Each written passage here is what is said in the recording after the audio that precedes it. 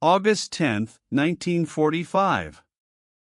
Okinawa, Military Intelligence Service Headquarters.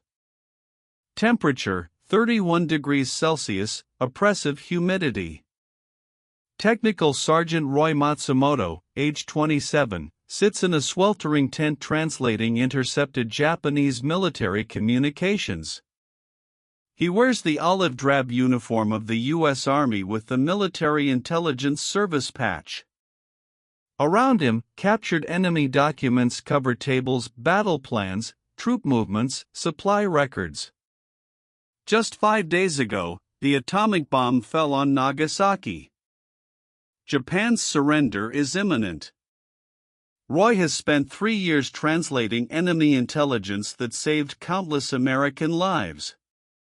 But while he served his country in the Pacific, his parents and younger sister lived behind barbed wire in the Rower War Relocation Center, Arkansas, imprisoned by the same government Roy fights for, simply because of their Japanese ancestry. His fellow soldiers trust him with their lives. His nation imprisoned his family as suspected enemies. In a letter to his sister, he wrote, "I translate their words so Americans can survive.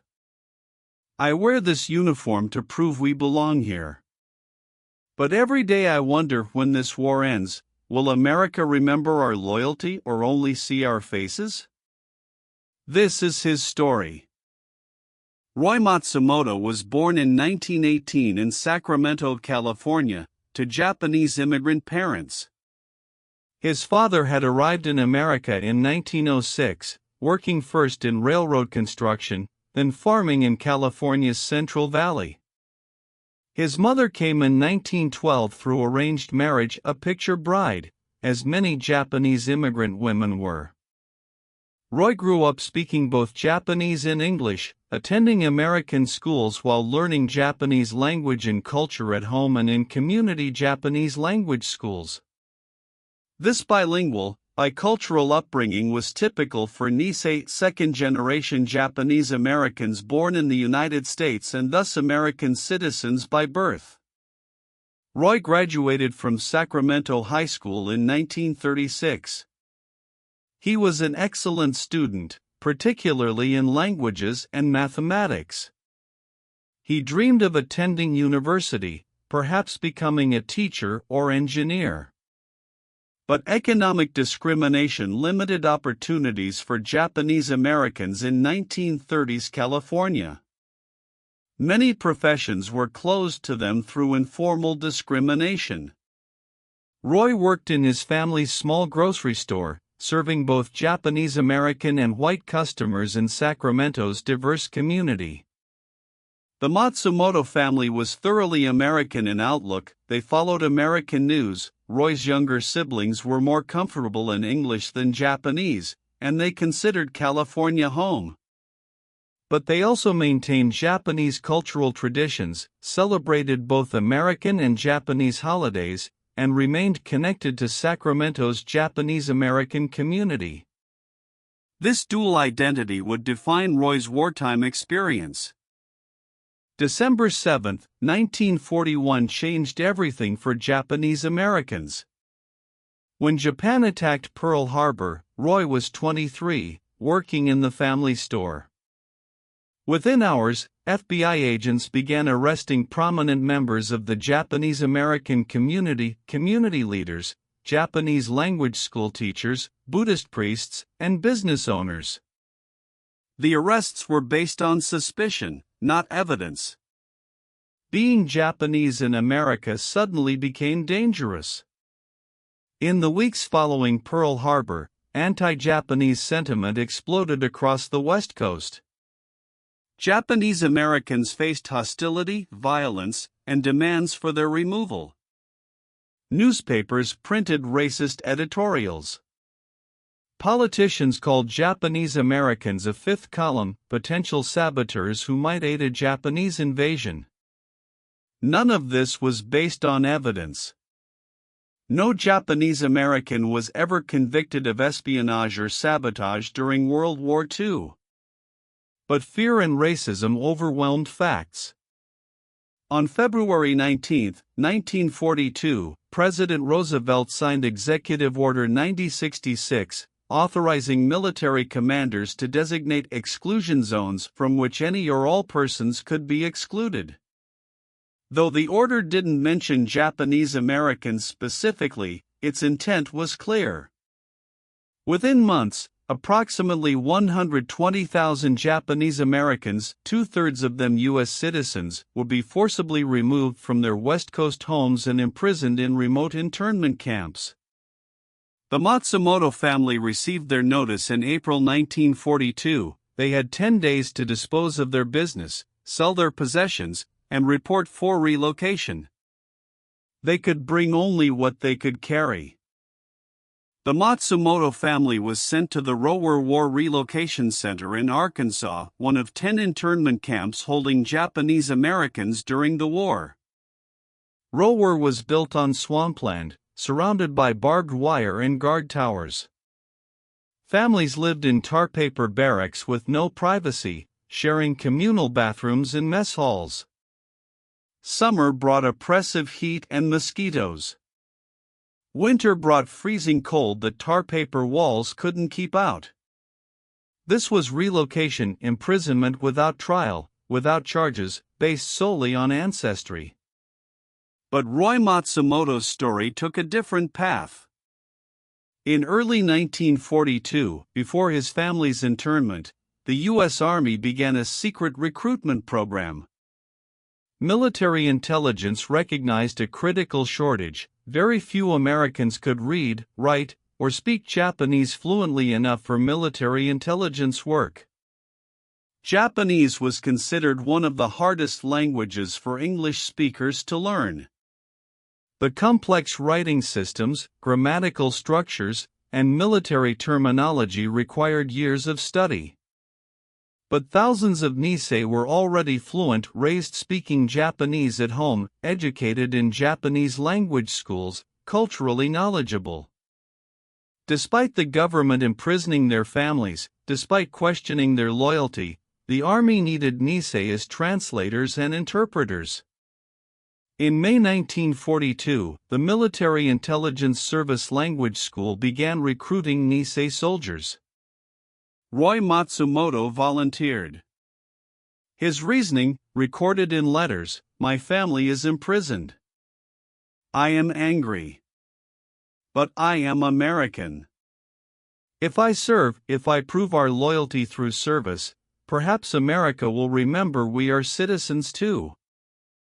The Military Intelligence Service Language School, initially at the Presidio in San Francisco, moved to Camp Savage, Minnesota after Executive Order 9066 made the West Coast hostile territory for Japanese Americans. Training was intensive. Nisei recruits studied military Japanese terminology, translation techniques, interrogation methods, and intelligence analysis. Many, like Roy, were already fluent in conversational Japanese but needed to learn the specialized military vocabulary and formal language styles used by the Japanese military. The irony was stark: while their families lived behind barbed wire, accused of disloyalty, Nisei soldiers trained to fight Japan. They wore U.S. Army uniforms while their parents were imprisoned by the U.S. government. They pledged allegiance to a nation that questioned their allegiance based on their faces. The cognitive dissonance was painful. Some Nisei refused to serve while their families were interned, questioning why they should defend a country that imprisoned them. Others, like Roy, chose service as proof of loyalty, hoping their sacrifice would demonstrate Japanese Americans belonged in America. By late 1942, the first military intelligence service linguists deployed to the Pacific Theater. They served in every major campaign: Guadalcanal, New Guinea, Philippines, Iwo Jima, Okinawa. Their work was classified top secret. They translated captured documents revealing enemy battle plans, interrogated prisoners providing intelligence on Japanese forces, and intercepted communications exposing enemy movements. Military commanders credited Nisei linguists with shortening the Pacific War by years and saving thousands of American lives. Roy Matsumoto deployed to the Pacific Theater in early 1943, assigned to the Marauders, officially designated the 5307th Composite Unit, Provisional, better known as Merrill's Marauders. This elite unit operated behind Japanese lines in Burma, conducting long-range penetration missions through dense jungle. The Marauders were volunteer soldiers trained for some of the war's most dangerous operations. Roy was one of several Nisei linguists assigned to the unit. His role was critical but complicated. He translated captured documents, interrogated prisoners, and intercepted enemy communications during operations. The intelligence he provided helped commanders anticipate Japanese movements and avoid ambushes. But his presence created tension. Some American soldiers had never met a Japanese American before. They saw his face and wondered if he could be trusted. Despite wearing the same uniform, despite speaking English, despite being American, Roy faced suspicion from the men whose lives depended on his translations. The Marauders' Burma campaign was brutal. They fought through jungle, monsoon rains, disease, and determined Japanese defenders. Casualties from combat and disease devastated the unit. Roy operated in conditions where being captured meant certain execution. Japanese forces killed captured Nisei as traitors to their race. Meanwhile, letters from his family described life in Rower: overcrowded barracks, inadequate food, his father's failing health, his sister's interrupted education. Roy was fighting for a country that imprisoned his family. Roy's first major test came during the Battle of Wollobam in March 1944. The Marauders had established a roadblock behind Japanese lines, cutting off enemy retreat routes. Japanese forces launched repeated attacks to break through. During one assault, Roy intercepted Japanese radio communications, officers coordinating an attack from an unexpected direction. His real-time translation allowed American forces to reposition and repel the attack. After the battle, the company commander publicly thanked Roy, telling the unit, "This soldier saved lives today. He's as American as any of us." The acknowledgement mattered deeply. But not everyone was convinced. Some soldiers still questioned whether Roy might be a double agent, whether his translations could be trusted, whether his loyalty was to America or Japan. These doubts hurt more than enemy fire. Roy had volunteered to prove Japanese Americans were loyal citizens. Yet even in combat, wearing the same uniform and sharing the same dangers, some Americans saw only his face. In April 1944, the Marauders fought at Mpomgie, where they were surrounded by Japanese forces for 2 weeks. Supplies ran low. Casualties mounted. Disease ravaged the unit. During the siege, Roy interrogated a captured Japanese soldier who revealed enemy plans for a major assault. The intelligence allowed American forces to prepare defensive positions and repel the attack. Again, Roy's work saved American lives. Slowly, unit by unit, soldier by soldier, Nisei linguists earned respect through demonstrated loyalty under fire. The work of Nisei linguists extended beyond frontline translation. Captured documents provided invaluable intelligence: enemy order of battle, supply status, strategic plans, troop morale. Roy spent hours translating Japanese military documents, from high-level operational orders to individual soldiers' diaries and letters. These personal documents revealed Japanese soldiers' thoughts, fears, and conditions, humanizing the enemy while providing tactical intelligence. Interrogating prisoners required both language skill and psychological understanding.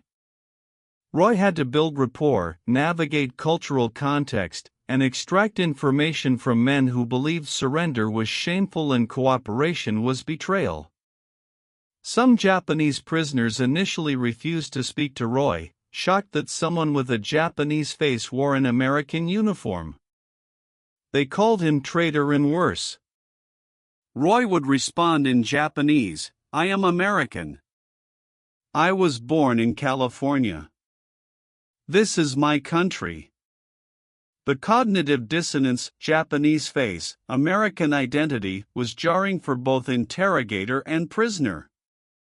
By mid-1944, the value of Nisei linguists was undeniable. They served in every Pacific Theater intelligence section. General MacArthur's staff credited them with providing intelligence that shaped campaign strategy. General Charles Willoughby, MacArthur's chief intelligence officer, later stated that Nisei linguists shortened the Pacific War by 2 years and saved countless lives. But their families remained imprisoned. Roy received letters from Rower describing his father's deteriorating health. Prison camp medical care was inadequate. His sister wrote about interrupted education and uncertain futures. His mother asked why America imprisoned them while Roy fought for America. He had no good answer. In 1945, Roy was reassigned to Okinawa for the final major Pacific campaign. The Battle of Okinawa, lasting from April to June 1945, was the bloodiest Pacific battle. American forces suffered over 50,000 casualties. Japanese forces and Okinawan civilians suffered over 100,000 casualties. Nisei linguists played crucial roles. They translated intercepted communications revealing Japanese defensive positions in caves and tunnels. They interrogated civilians to locate enemy forces and avoid civilian casualties. They broadcast surrender appeals in Japanese, convincing some enemy soldiers to surrender rather than fight to the death. Roy worked 18-hour days translating urgent intelligence. Each document might reveal enemy artillery positions, each interrogation might save American lives. The pressure was immense. But the work's impact was clear. Commanders made decisions based on his translations. Lives were saved because of intelligence he provided. On August 6, 1945, an atomic bomb destroyed Hiroshima. 3 days later, Nagasaki was bombed. On August 15, Emperor Hirohito announced Japan's surrender. The war that had defined Roy's adult life, that had imprisoned his family and tested his loyalty, was over. But what came next? Would Japanese Americans be released from camps? Would they be welcomed back to communities that had demanded their removal? Would America remember their service or only their ancestry? Roy didn't know. He had proven his loyalty through 3 years of dangerous service. But he wondered if America would honor that loyalty or continue seeing only his face. The war's end brought relief but not resolution for Japanese Americans. Internment camps began closing in late 1945, but returning to pre-war lives was impossible. Many families had lost homes, businesses, and possessions. Communities that had demanded their removal were not always welcoming on their return. Japanese Americans who had served in the military faced particular cognitive dissonance. They had proven their loyalty through service, some, like the 442nd Regimental Combat Team, becoming the most decorated unit in U.S. Army history. Nisei linguists had provided intelligence that shortened the war. Yet their families had been imprisoned, their civil rights violated, their loyalty questioned. The U.S. government classified much of the Nisei linguists' work, so their contributions remained largely unknown for decades. Unlike combat units that received public recognition, intelligence work stayed secret. This meant Japanese Americans couldn't even cite their intelligence service to counter continued discrimination. Roy Matsumoto returned to find his family struggling to rebuild. His father had died in Rower. Prison camp conditions had worsened his health. His mother and sister had been released but faced housing discrimination and limited employment opportunities. The grocery store was gone, sold for a fraction of its value before internment. They were American citizens, but America had treated them as enemies. Roy had served honorably, earned respect from fellow soldiers, and contributed to victory. But in civilian life, he still faced discrimination and suspicion. In the decades following World War II, the story of Nisei military linguists slowly emerged from classification. Historians documented their contributions. Veterans testified to their valor. Military records revealed the extent of intelligence they provided. The Military Intelligence Service was credited with translating millions of pages of documents, interrogating thousands of prisoners, and providing intelligence that shaped Pacific Theater strategy.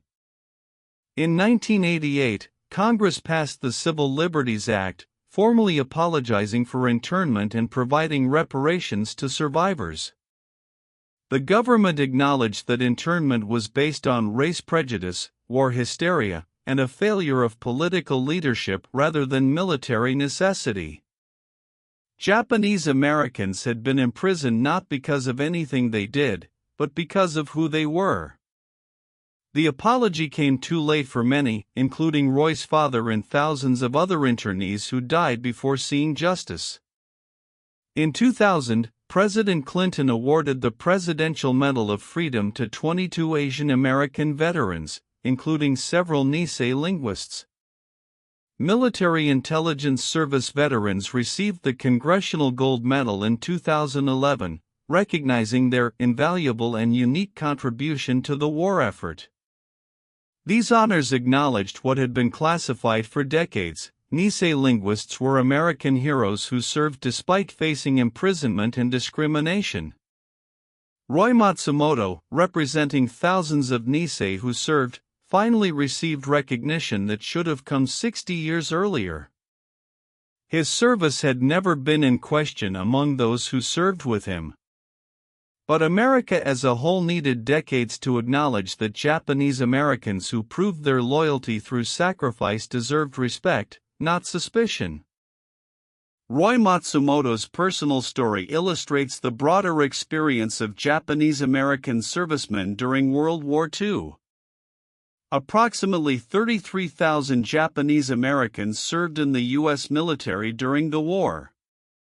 The 442nd Regimental Combat Team, composed entirely of Nisei soldiers, became the most decorated unit for its size and length of service in U.S. military history, earning over 18,000 individual decorations.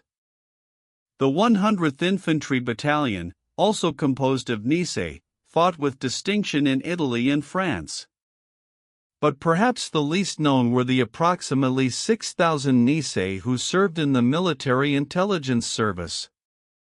Their classified work meant they couldn't speak publicly about their service for decades. They translated over 3 million pages of captured documents, interrogated thousands of prisoners, and provided intelligence that military commanders credited with shortening the Pacific War and saving countless American and Allied lives. General MacArthur stated their contributions were equivalent to having an entire additional division in the field. Yet while they served, their families lived in internment camps. This paradox, proving loyalty while suffering injustice, serving a country that imprisoned them, wearing uniforms while facing discrimination, defined the Nisei experience.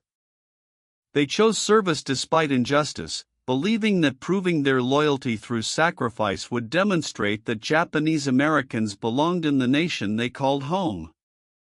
Their service didn't immediately end discrimination, but it established an irrefutable record. Japanese Americans were loyal citizens who served with honor, courage, and distinction. The legacy of Nisei military service extends beyond World War II history. It represents a fundamental question about American identity: who belongs, and how is belonging proven? Japanese Americans were American citizens, yet their government imprisoned them based on ancestry. They proved their loyalty through military service, many giving their lives, yet faced continued discrimination. Their story reveals both America's failures and its potential for redemption. The failure, allowing racism and fear to override constitutional rights, imprisoning citizens without due process, and questioning the loyalty of Americans based on their faces rather than their actions. The redemption: individuals like Roy Matsumoto who chose service despite injustice, fellow soldiers who recognized their valor, and eventual governmental acknowledgement and apology for wartime injustice. Today, the National Japanese American Memorial in Washington, D.C. honors Japanese Americans who served in World War II and those imprisoned in internment camps. The memorial's inscription includes names of internment camps alongside names of battlefields where Nisei soldiers fought. This juxtaposition, imprisonment and service, injustice and loyalty, captures the complexity of their experience. Roy Matsumoto lived until 2006, long enough to see his service recognized and internment acknowledged as injustice. In later life, he spoke to school groups and historical societies, sharing his story. He emphasized that he didn't consider himself a hero, he was simply an American doing his duty. But he wanted young people to understand that civil rights must be protected even in wartime, that racial prejudice can lead to profound injustice, and that loyalty isn't determined by appearance but by actions. Roy Matsumoto's story, and the stories of thousands of Nisei who served, deserve remembrance not to glorify war but to honor those who chose loyalty despite facing injustice. They proved that American identity isn't defined by ancestry but by commitment to shared values. They demonstrated extraordinary courage, not just in combat, but in choosing to serve a nation that imprisoned their families. Their legacy reminds us that civil liberties are fragile, that racism can lead democracies to betray their principles, and that individuals can choose honor even when their government fails to do so. The Military Intelligence Service linguists shortened the Pacific War, saved countless lives, and proved their loyalty beyond any doubt. Yet they did so while their families lived behind barbed wire, while facing suspicion from fellow soldiers, and while knowing that their sacrifices might not be recognized or appreciated. Today, their service is finally acknowledged. The Congressional Gold Medal, the National Memorial, the historical documentation all recognize what should have been obvious from the beginning: Japanese Americans were loyal citizens who served with honor. Stories like Roy Matsumoto's deserve to be remembered, not as exceptional heroism, but as individuals choosing integrity when their nation tested their loyalty in the cruelest way possible. They passed that test. America, in imprisoning them, failed. But in eventually acknowledging that failure and honoring their service, America demonstrated the capacity for redemption. These stories teach us to remember, protect civil rights especially in crisis, judge people by character rather than appearance, and honor those who prove loyalty despite facing injustice.